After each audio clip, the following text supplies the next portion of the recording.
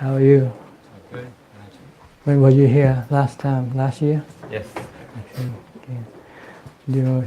Do your annual trip? Yeah, taking lay people around to meet different teachers. Okay. How long have you been here this time? Since the 18th? 18. And you staying for what, 1 month? Yeah, about 1 month. 1 month. And you're going to the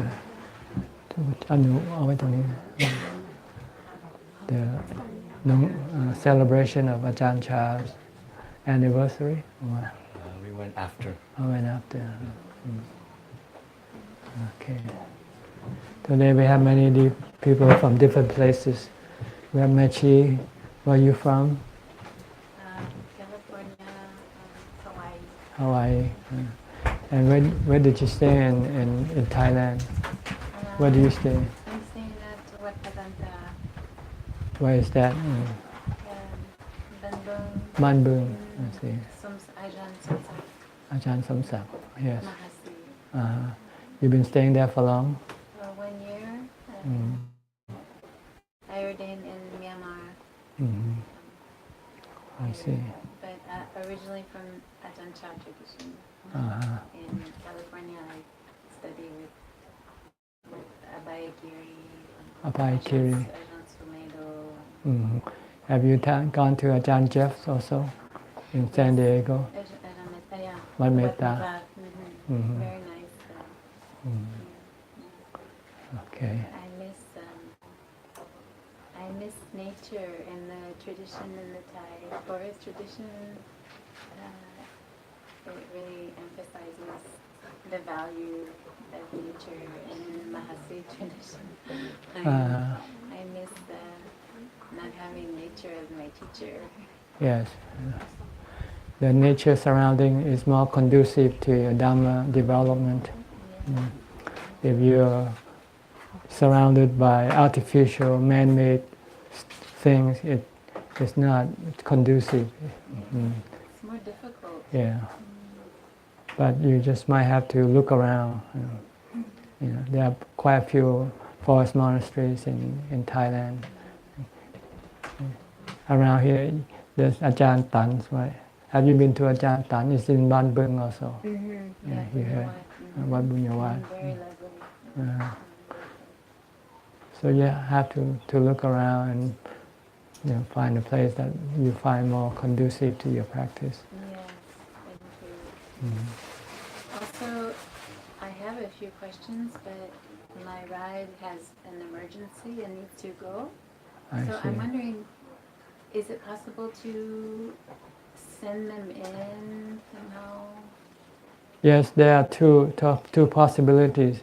If you can follow us on live broadcast, we do this every day on YouTube and Facebook, and it starts at 2 to 4.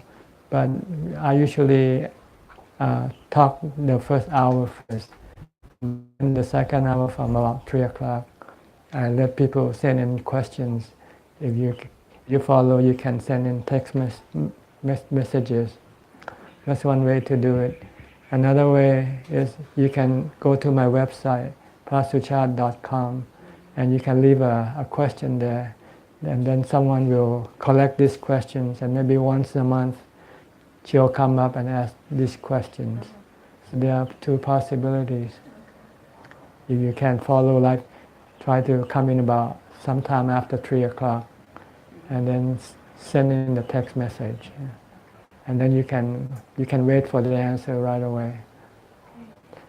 One of the people here will read the questions. Or you can come here. Yes. You're not staying? Well, I was going to, but it's very. I thought that I would have a tea up here in nature, but it's very busy down there. Yeah, down there. It's not different from where you came from. I see. Might as well just be in silence where I am. Yeah. Unfortunately, it's very difficult to find places in the forest for women. Because women need more security, I guess. And so with men it's much more easier. So I'm sorry if you cannot stay here. You can ask any question if you like.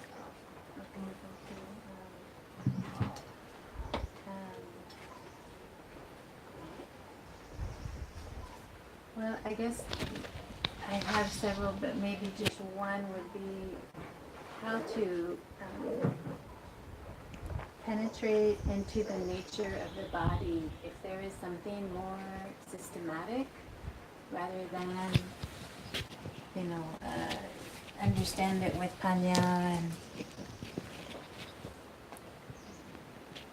And you say we need to investigate the nature of the body and with citta, but is there some? I've been meditating a lot, and just sitting, noting, rising, falling, 14 hours a day. I just don't see the progress maybe that I'd like to see, or is there just, I don't know. Yes, the body, first of all, you study the nature of body by just studying, looking after it has gone to the maximum point, it will then start to deteriorate, start to disintegrate gradually, slowly, until at the age of 80 or 90, then the body completely disintegrates. That's when all the four elements want to separate from each other. See, when a person dies, what happens? The heat disappears from the body. The air starts only coming out in terms of smell, that you smell, the smell of the body. The water starts seeping out of the body. And if you leave it long enough, then the body will be dry and become earth. Right. So this is how to look at the nature of the body. To know that there is no body in this body. It's our misconception, misperception, to think that we are part of the body. See? We are the one who think, who knows. And this, according to the Buddha, is separate from the body. It comes into contact or take possession of the body at the time of conception. The mind, or the one who knows, who thinks, also have the ability to attach itself to the body through the five vijnanas, the five consciousness, the sight, the eye consciousness, the ear, the tongue, the body consciousness. That's how the mind can receive information from the body, through the body. See? And the mind uses the body as the instrument for its pleasure. The mind uses the body to see, because the mind wants to see things that makes it happy. And if it sees things that doesn't make it happy, it wants to get rid of those pictures, those things that it sees. So it gets into trouble, because things that it sees some are good and some are bad for the mind. And when the mind runs into bad thing, the mind becomes sad, because the mind doesn't know how to look at things properly. The mind has been influenced by delusion, to think that it can have happiness from the five sense objects.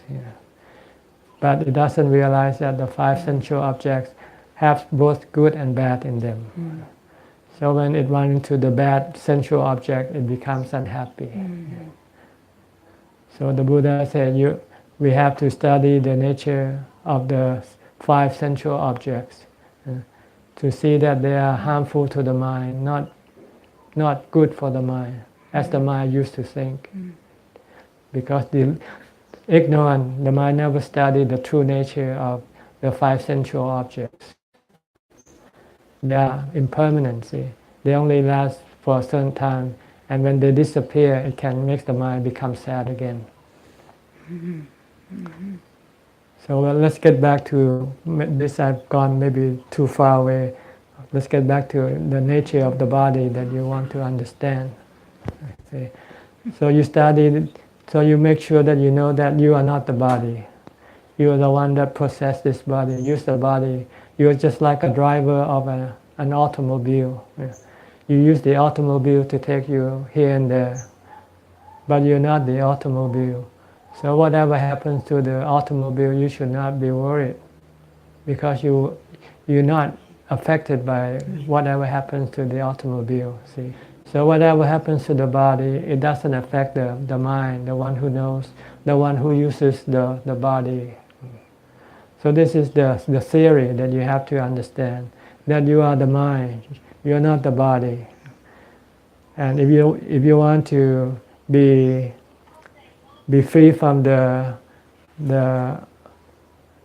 what you call the suffering that you get from the body, you have to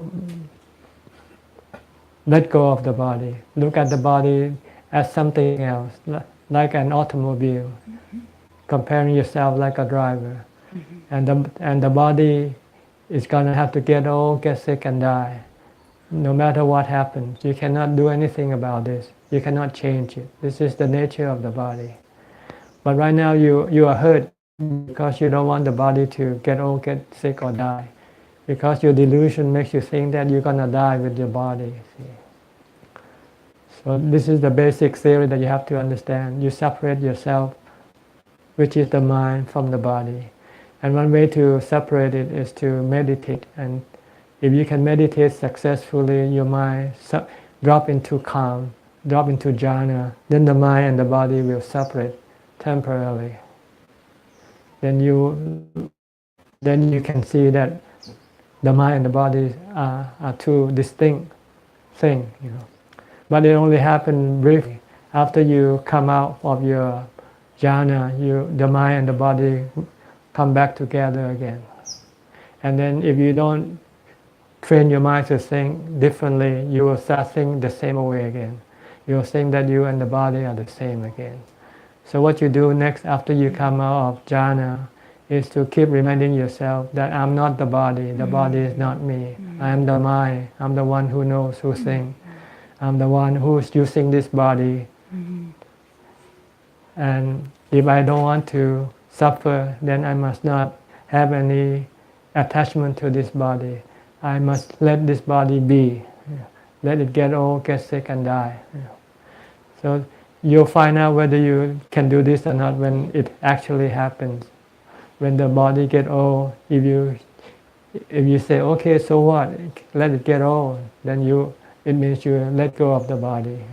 If the body gets sick and you say, okay, no, I have no worry about sickness, the bodies have to get sick. Maybe it will get well, maybe it won't. If it doesn't get well, it will die. And if you can accept that, then you will not be hurt by this thing. That means you can detach yourself from the body. So there's not a third stage where there's a reunification in a way of the body and mind. So it disappears into the absolute in a way. The mind? You know what I mean? No, the mind doesn't have form, but it never disappears. It's always there in a different dimension than the body. The body lives in this, what we call the world of the elements, while the mind lives in the spiritual world or the psychic world. See, and the mind of the Buddha still exists.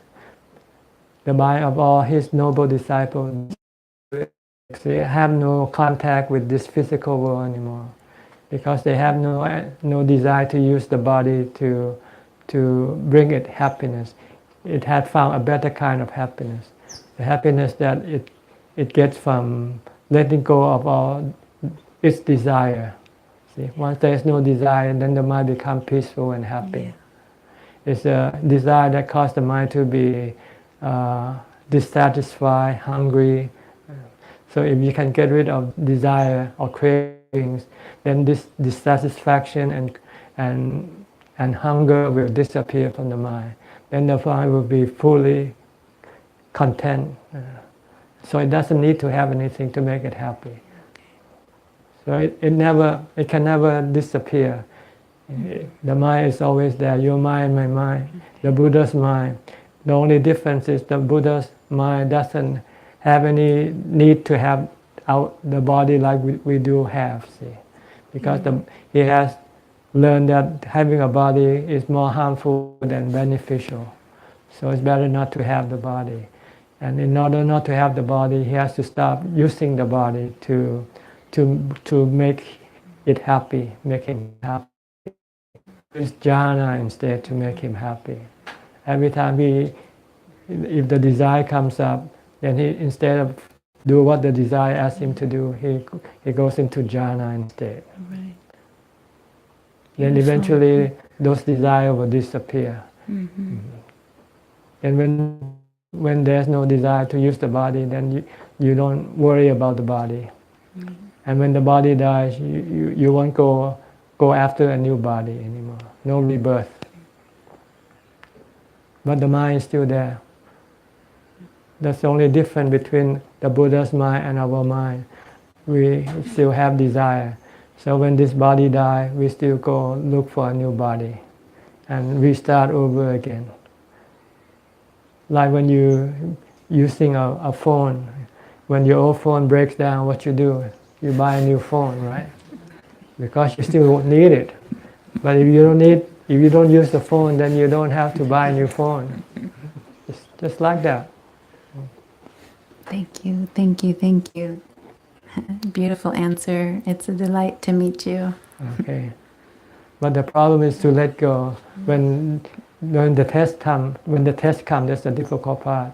When you have to face sickness, or when you have to face death, see if you can have the tools to cope with this reality. And what you need is samadhi and insight. See, if you have samadhi and insight ready, handy, when your mind starts to feel bad, then this samadhi and insight will come and help you. See, the body is not me; it's gonna get sick. So let it get sick. All I have to do is just remain calm. If you know how to make your mind calm, then you can always make it calm. See? So this is what you have to develop: a lot of calm, a lot of insight, so that you can use it when you face the test. Right now we're just talking. You know, it's just not real yet. It's only when you have to face the real thing. That's when you'll find whether your mind can remain calm or not calm. If you can remain calm, then you know you have become enlightened. You no longer have any dukkha. So on that note, I'm going back to practice. Thank you. Okay. Yeah. Like when you sit for a long time and let the pain arise and let it disappear by itself. Meaning you don't care if the body is gonna be painful, let it be painful. All you have to do is try to tame your mind, calm your mind, by either using mindfulness or insight. You know. If you can do that, then the pain will arise and subside by itself. And after that, you will not be afraid of any kind of sickness, because all the sickness can do to you is make the body painful. That's all. And if you can go through this painfulness of the body without being affected, then you know you have let go part of this problem already. The two part that you need to get rid of is the two problem is sickness or pain of the body and death of the body. If you can go through these two problems, solve these two problems, then the problem of the body will be taken care of. But that's not all. Then there are some other problems dealing with other people's body. Your sexual desire still you still have to cope. You have to fix this problem by looking at the body that you think is good looking or beautiful, that is not really as you think it is. Because beside what you see, there's something that you don't see, such are the organs inside.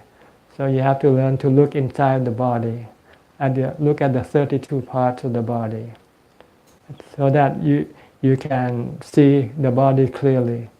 So every time you see a body and you have sexual desire, then you can think of these other parts of the body.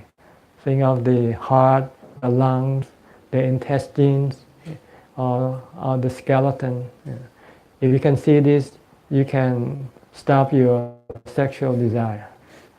So this is the next level you have to go as far as the body is concerned. Okay? Okay. Sadhu.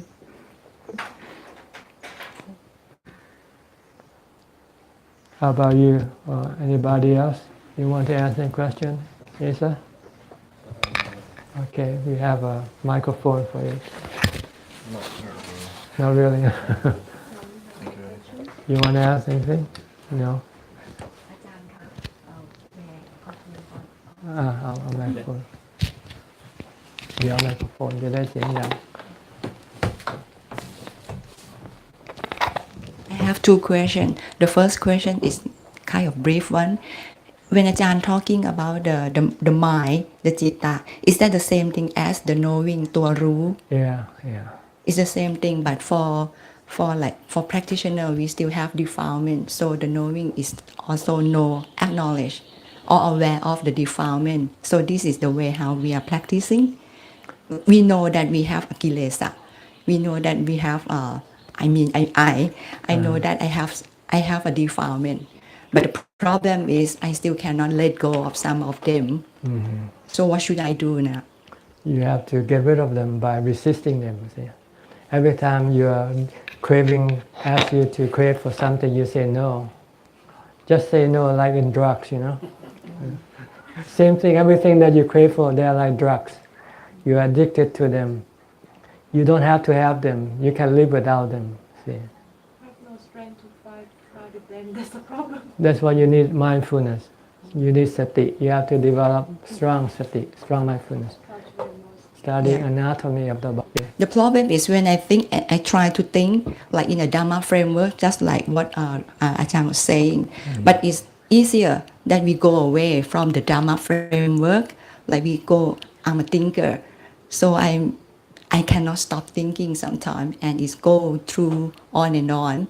It's like I'm talking to myself, but even asking the question, but Kru Bajahn was saying that kind of thinking is still a kilesa. That's right. That's why you have to think in terms of Dhamma, like thinking about the body. See, keep thinking about the body all day long.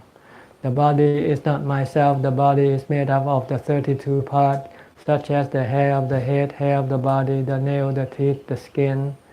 Just keep going, reminding yourself, just thinking about the body. But your defilement doesn't like to let the mind think about the body. See? That's the problem. So it's like what Ajahn was saying, that keep reminding ourselves in this way. It's more like a reciting. Yeah, reciting until you remember, until you don't have to recite, until it's embedded in your mind. Every time you look at anybody's body, you see all the 32 parts. You see that it's not a human or a person or anything, it's just a body. And it's gonna get old, get sick and die. And when it dies, it will then disintegrate into the 4 elements. You have to keep thinking like this until it becomes second nature. Right now, when you look at a body, you don't see the body. You see a monk, you see a woman, you see a person, You see the history of that person, the biography of that person. So these are all delusional knowledge, see. You don't look at the real knowledge. The real knowledge is just a body. The body that will get old, get sick and die. The body that has no person, no being in that body. The person who uses that body isn't in that body. When that body dies, that person doesn't die with that body. See, this is a different way of thinking. Different perception of the body. Different looking at the body. Different way of looking at the body.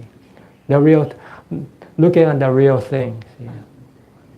I can see my problem, because Ajahn was saying we have to keep thinking the same thing until it's embedded into it. But the problem is I still don't embed into it. Right. So I still... You keep thinking back the old way. You go back to the old way. When you don't think about the new way, you start going back the old way. Or come back, keep reminding ourselves to come back to the same thing. Yeah. So you have to keep thinking until you develop the new habit, the new way of looking at the body. Instead of seeing this body as a father, a mother, a husband or wife, a man or woman, you just see it as a 32 parts. She is impermanent. It's gonna get old, get sick, and die. She is anatta. It's made up of 4 elements. So this is you have to keep thinking like this until it becomes automatic. Then you will have no attachment to anybody, your body or anybody, because you know they all eventually will disappear. They will all disintegrate.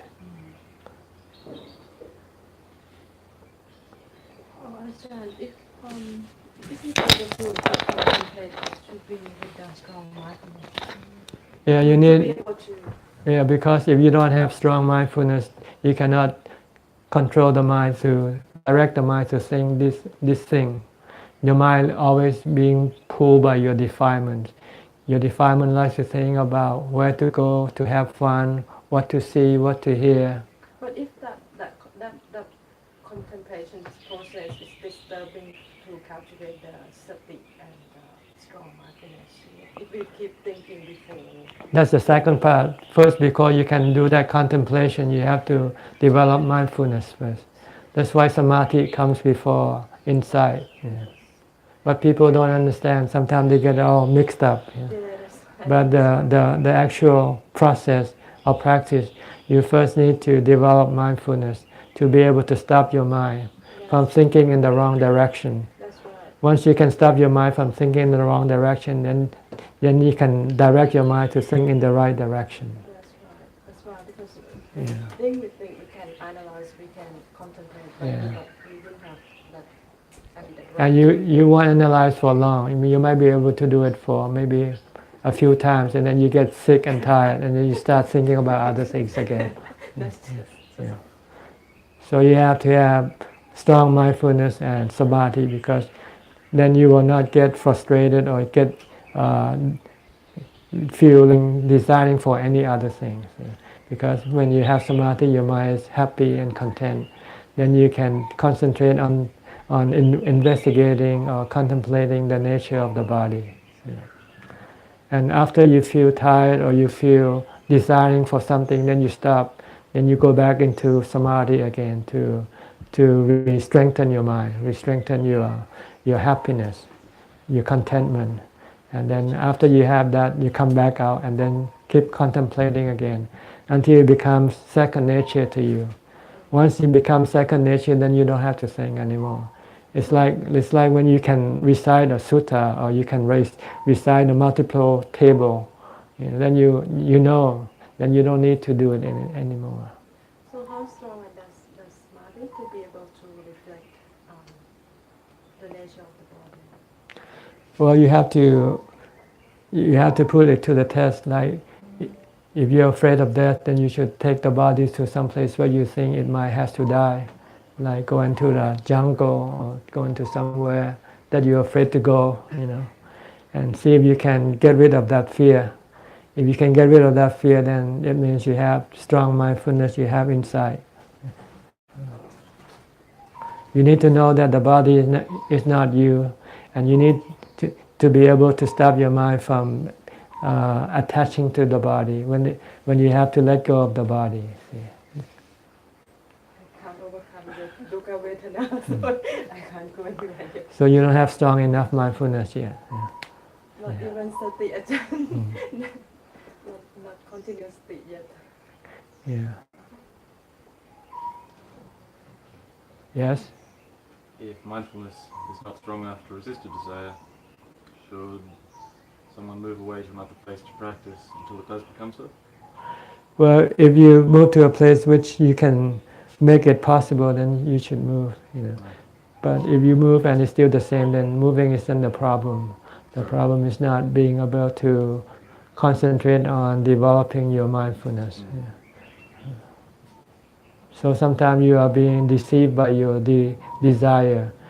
You stay in one place for a while and you get sick and tired of the same old place, so you want to go try a different place.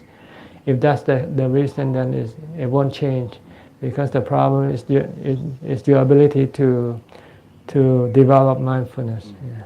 But if the place you stay has a lot of hindrances, that obstruct your development of your mindfulness. And if you go find a different place which has no hindrances, then that is a good reason to go. The best place is to be alone, because then no one will distract your development of mindfulness. If you see somebody or you have to talk to somebody, then you can no longer concentrate on your mindfulness object.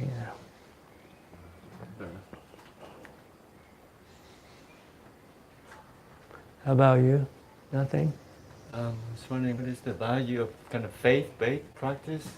Like sometimes, like recently there's a 100 years, celebration of Ajahn, so many people find it inspiring to come to places and do circumambulation, or the Buddha talked about, going to visit the holy places.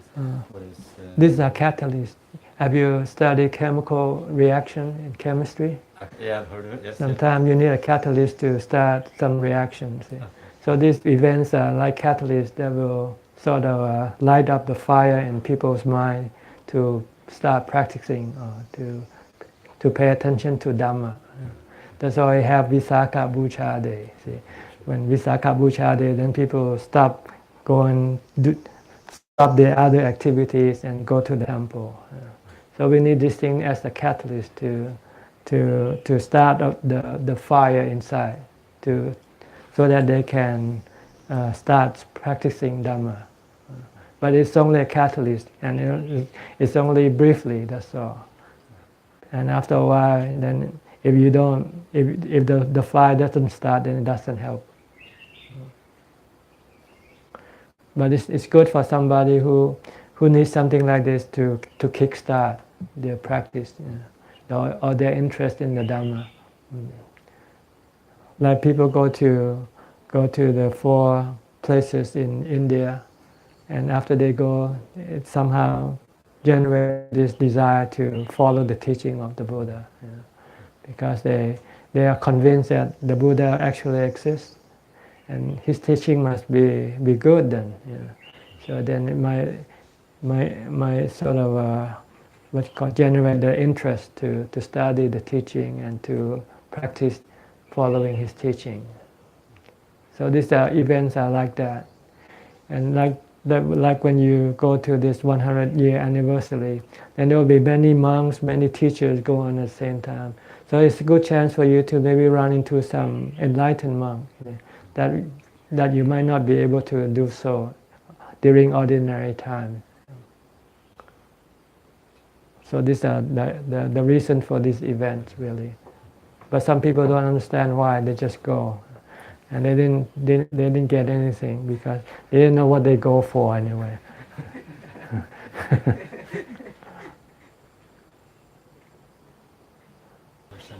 Yes. So what's the role of wisdom in applying to the Dhutanga practice? Because I know many Western monks who read the biographies of the great Ajahns, and it says an Ajahn says to sit through pain, and they sit for 6-7 hours, and then they damage their knees, and they have to get an operation and can't sit anymore.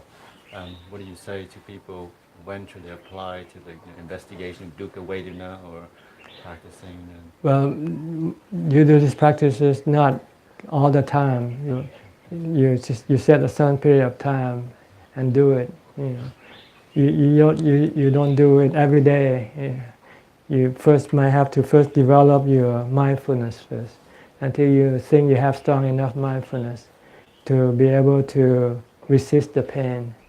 Then you commit yourself to sit for a few hours, but you don't do it every day. You do it maybe one or 2 times a day, 2 times a week, and then you sort of let your body adjust first, and then before you come back and do it again. Okay, so you start with 4 hours and go to 5 and 6. Some people just start and just do it for 6 or 8 hours, and then they stand up and they find out they can't walk. I know, you have to have common sense, let's put it that way. It's like people sometimes they jog too much and hurt their muscle, their legs and everything. They overdo. See. Everything you do, you have to have the right amount. That is proper for the body. The body needs time to adjust also. So you have to watch. When you think the body start to hurt, then you say maybe this is the time to take a break first and let the body heal first, and then come back and do it again. You keep come back and do it, and then stop and come back and do it until you can eventually go through the pain. So the point is not to get rid of the pain, because you will never be able to do. The point is to get rid of your fear or your despite of the pain. You want to be able to live with the pain, to accept it, to embrace it. Right now the mind hate pain, so we have to get rid of this hatred, and by forcing it to live with the pain. Say you hate somebody, but if you're forced to live with somebody for long enough, you might like that person. After a while, you get to know that person better, and then instead of hating, you might eventually like it. Or maybe it's just a matter of time, because eventually you are forced to. You have no other choice. Then you stop hating that person after you living with that person long enough. It's the same way with anything. When you first hate something, if you keep staying with that thing for long enough, then that hatred will eventually disappear. In your own practice, Ajahn, do you use a lot of kind of nesachik and fasting? I use fasting. I never use any nesachik. This is depends on your temperament. Some people like fasting. Some people like nesachik. So it's up. If you fast, you don't sleep much anyway. So because when you're hungry, you don't feel like sleeping. So it works for different people different way. Some people like nesachik. Some people cannot fast, because when they fast, the mind becomes restless and agitated. They cannot control it, the mind. But some people find fasting will force them to meditate and make the mind become calm. And when the mind becomes calm, then the hunger disappears. 90% of the hunger come from the mind. 10% come from the body. That's why the Buddha was able to fast for 49 days, because he could enter into jhana. Then his body, the hunger from the mind will disappear. But jhana does not get rid of the hunger. See, you need insight to get rid of hunger. Is to contemplate on the lordfulness nature of the food that you eat. Think of the food in your stomach. Think of the food in your mouth. When you think of those food in your mouth or in your stomach, you don't want to eat. If you have to look at it before you eat it, right? If you don't try it, when you have something in your mouth and spit it out and try to take it back in. Okay, I think we ran out of time already for today. So thank you for coming by, and hope you can gain something from this talk today.